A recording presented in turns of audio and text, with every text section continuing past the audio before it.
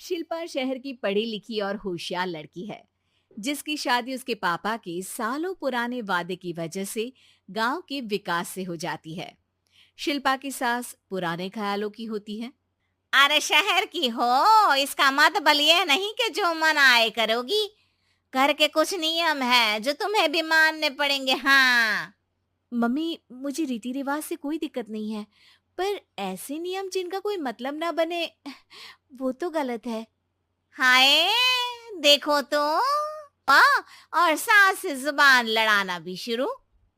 नहीं हो, बहू हो, अपनी हद में रहना सीख लो। हाँ। इतने में माँ, मुझे लगता है शिल्पा को घर रहने की जगह दुकान चलना चाहिए।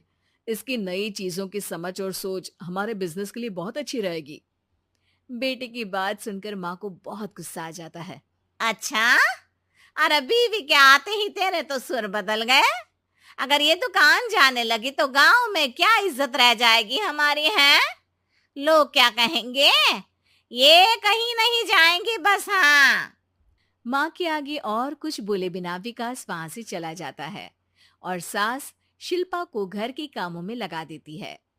उसी रात विकास और शिल्पा साथ बैठकर बातें कर रहे होते हैं। लोगों की इतनी चिंता क्यों है?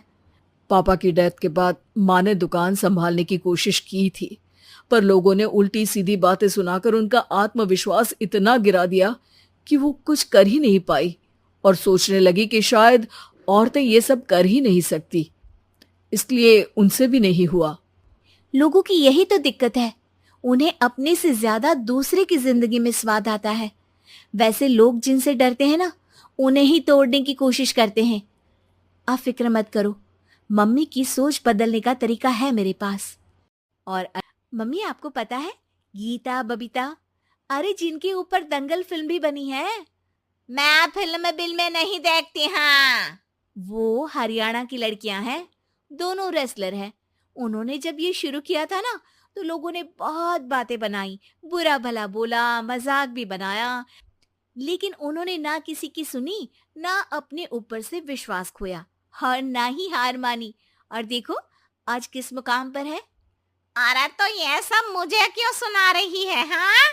नहीं नहीं, बस ऐसे ही, हमें अपने आसपास की खबरें तो रखनी चाहिए ना। ऐसा कहकर शिल्पा अपनी सास को सोच में डालकर वहां से चली जाती है।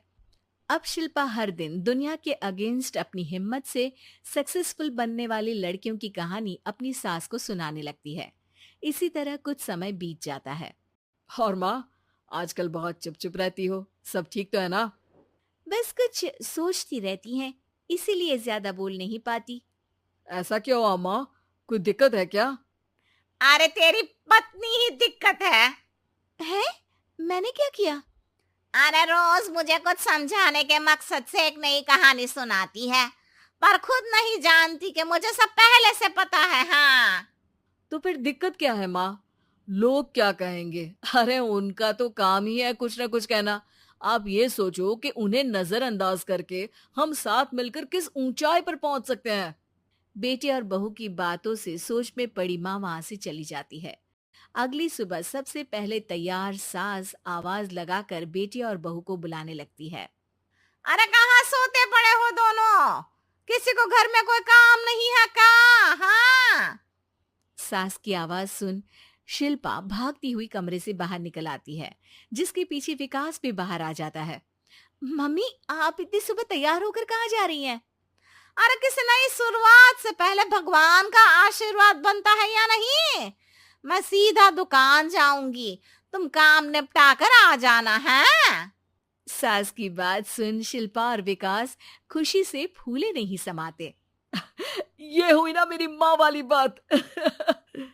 पूरा परिवार मिलकर दुकान पर काम करने लगता है, जिसमें विकास और उसकी माँ दुकान संभालते हैं, तो शिल्पा काम को ऑनलाइन डाल शहर और इंटरनेट का काम संभालने लगती है, जिसे देख गांव में लोगों के बीच गॉसिप शुरू होते देर नहीं लगती। और क्या विकास भाई, अकेले काम संभल नहीं रहा था तो नौकर रख लेते। और तो को यहाँ लाने की क्या जरूरत थी? इन्हें घर में जो काम बोलो वो तो सही से करती नहीं, यहाँ आकर तो तुम्हें डुबा ही देंगी। अरे भाई साहब, अगर आपके घर की औरतें सही से काम नहीं करती ना, तो हमें उससे कोई लेना देना नहीं। यहाँ आते सुनाने आए लोग मुंह लटकाए उल्टे पैर वापस चले जाते हैं। वाह मम्मी, ये तो अब दोबारा कभी भूल कर भी यहाँ नहीं आएंगे। I am so proud of you. अरे बहुत हुआ, हाँ काम पर लगो चलो। तीनों आपस में काम बांटकर अपने अपने काम पर लग जाते हैं। इसी तरह दिन दिनों के साथ महीने बीतते हैं, जिसमें शिल्पा की पढ़ाई, विकास की मार्केट स्किल और सास की फाइनेंशियल मैनेजमेंट से उनकी दुकान बहुत अच्छा बड़ा बिजनेस बन जाता है, जो गांव के साथ साथ शहर में भी अच्छा खासा मशहूर हो जाता है। अरे सच ही कहते थे तुम दोनों, लोगों का तो काम ही होता है कहना। अब हमें सुनना है या नजरअंदाज करना है, वो तो हमारे ऊपर है। हाँ, आपकी शुरुआत में गालियां और आसमान छूने पर तालियां, ऐसे लोगों का तो काम ही है पलटना।